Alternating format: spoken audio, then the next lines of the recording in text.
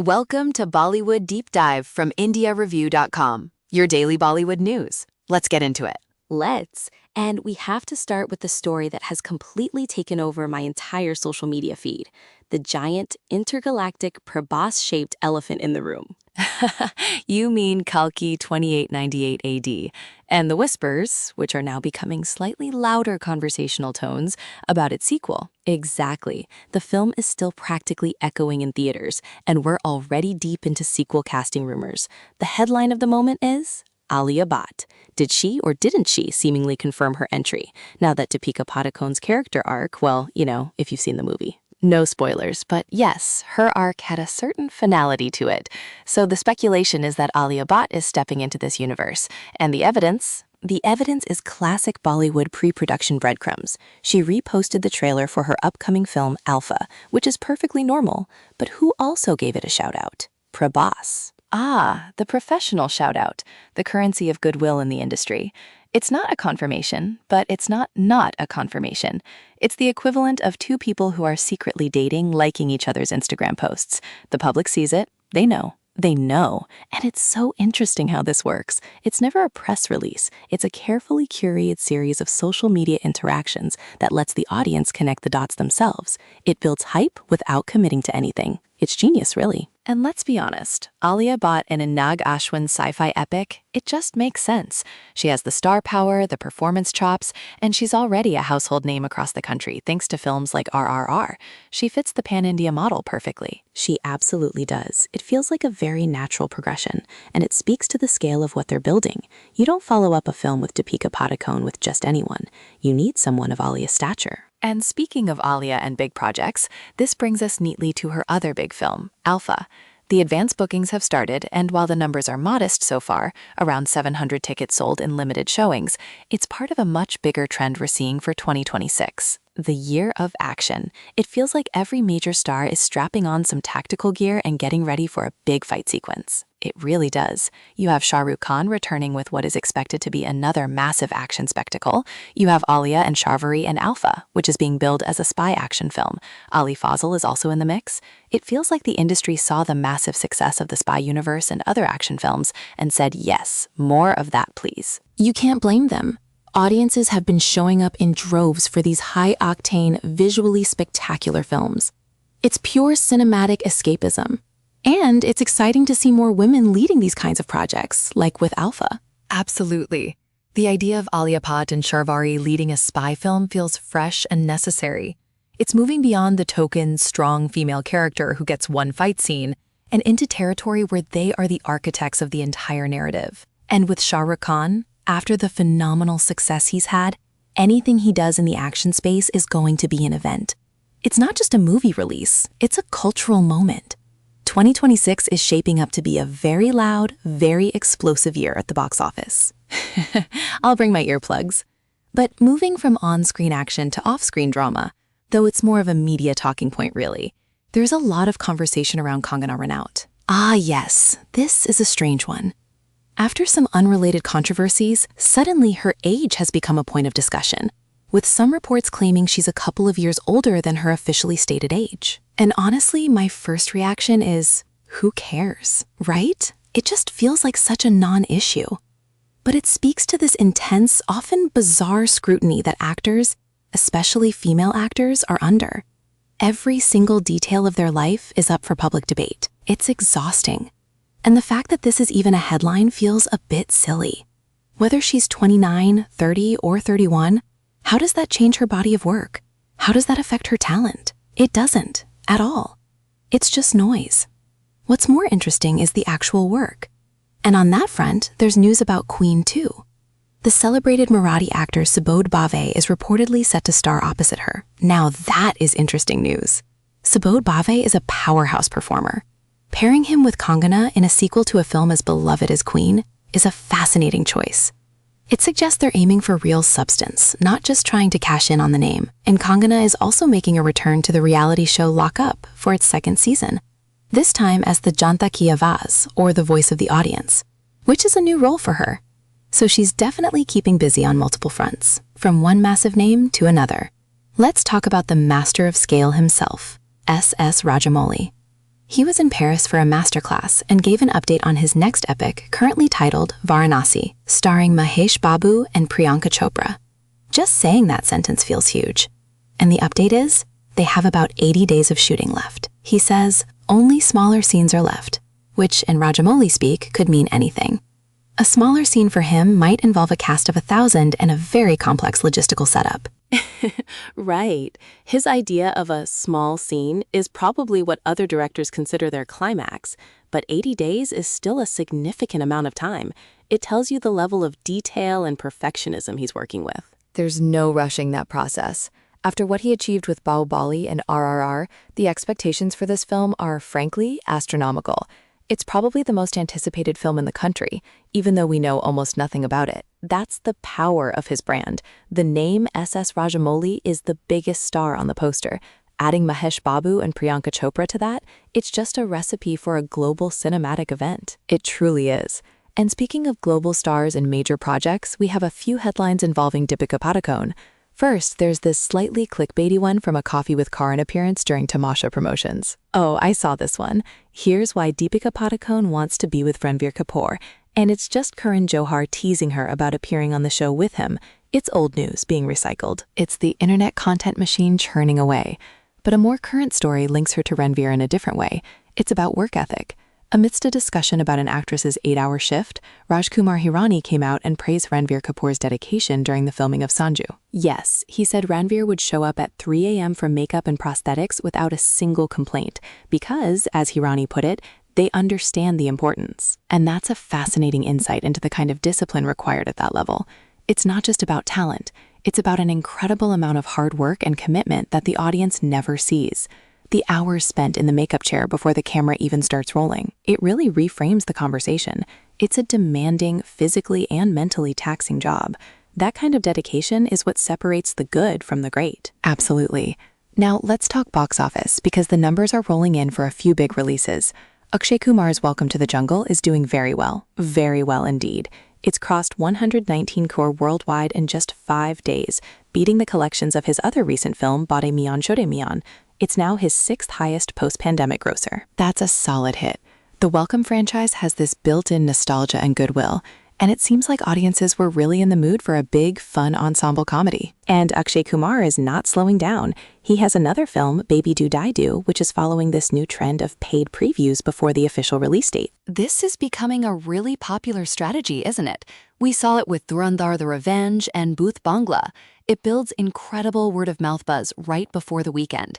If the film is good, it can create a wave of momentum. It's a confident move. It says, we believe in our film so much, we'll let you see it early. And in more Akshay Kumar news, the man is reuniting with Priyadarshan. Yes, this is wonderful news.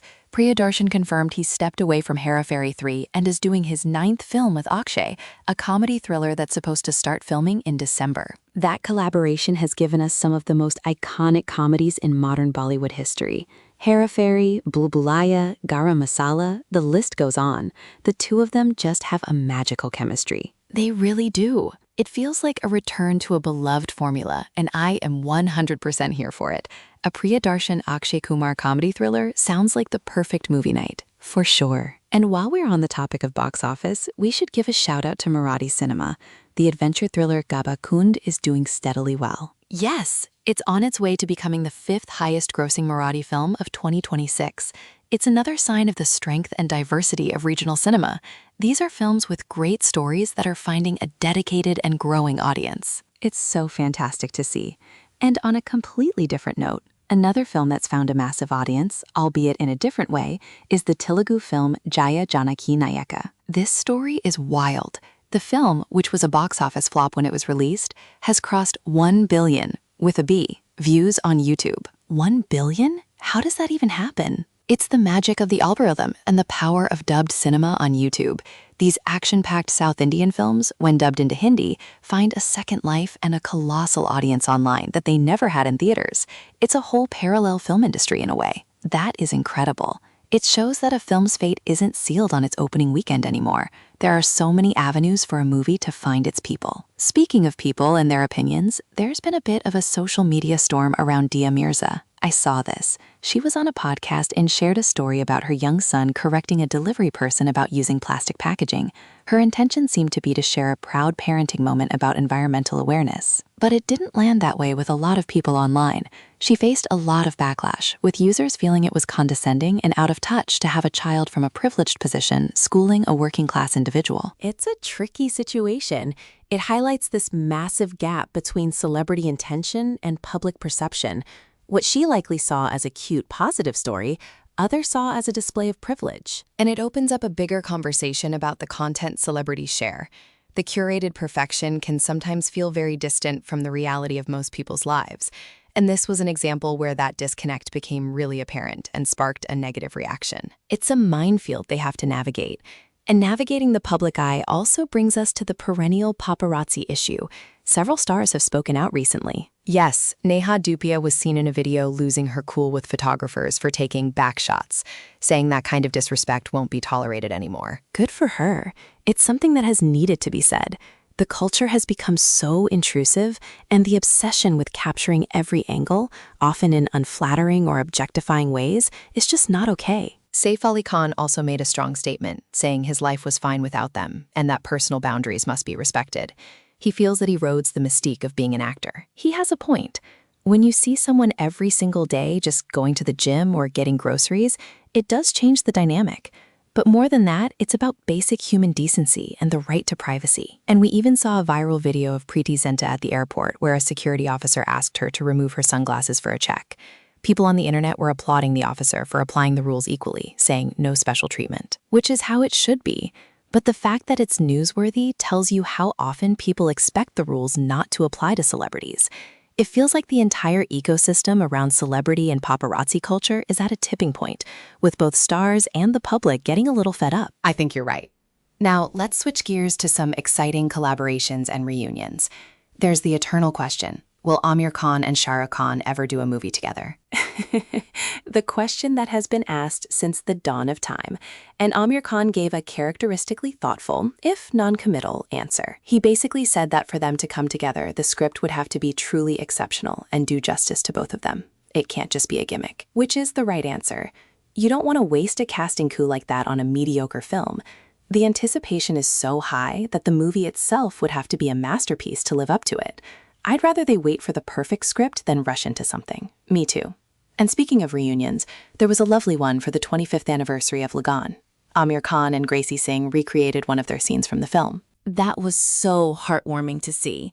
It was incredibly nostalgic, and fans were just amazed at how they slipped right back into those characters.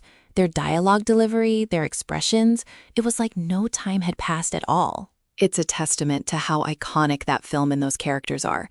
It's deeply embedded in our collective cinematic memory. And some other great news, Kriti Sanon has been speaking about her co-stars in the successful Cocktail 2. She had wonderful things to say about Rashmika Mandanna and Shahid Kapoor. Yes, she praised Rashmika for having no insecurity, just goodness, and complimented Shahid on his spontaneity and improvisation.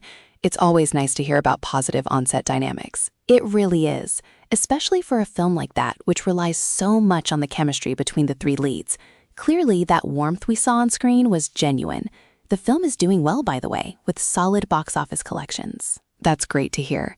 Now, for some news that is less positive, there's been some controversy around Ajay Devgan's newly announced film, Chauhan. Yes, almost immediately after it was announced, the Kshatriya Parishad issued a statement criticizing the project, alleging a misuse of Rajput identity. This is happening more and more often, where historical or community-specific films face scrutiny and opposition from cultural groups right from the announcement stage.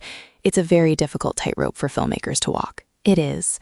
They have to balance creative freedom with cultural and historical sensitivity, and it seems the conversation is getting more heated. We'll have to see how the filmmakers respond to this. And sadly, we must report on the passing of a true legend. Veteran theater director and actor Vijaya Mehta has passed away at the age of 92. What a profound loss for Indian theater and cinema. Fondly known as Bai, she was a true institution. Anupam Kher wrote a beautiful tribute to her, celebrating her immense contribution. Her legacy is just monumental, truly. She shaped generations of actors and redefined so much of modern Indian theater. Her impact will be felt for a very long time. On a slightly lighter note, we have a few interesting trailers and teasers that have dropped. We do. There's a teaser for The India Story, starring Kajal Agarwal and Shreyas Talpade, which looks quite intriguing.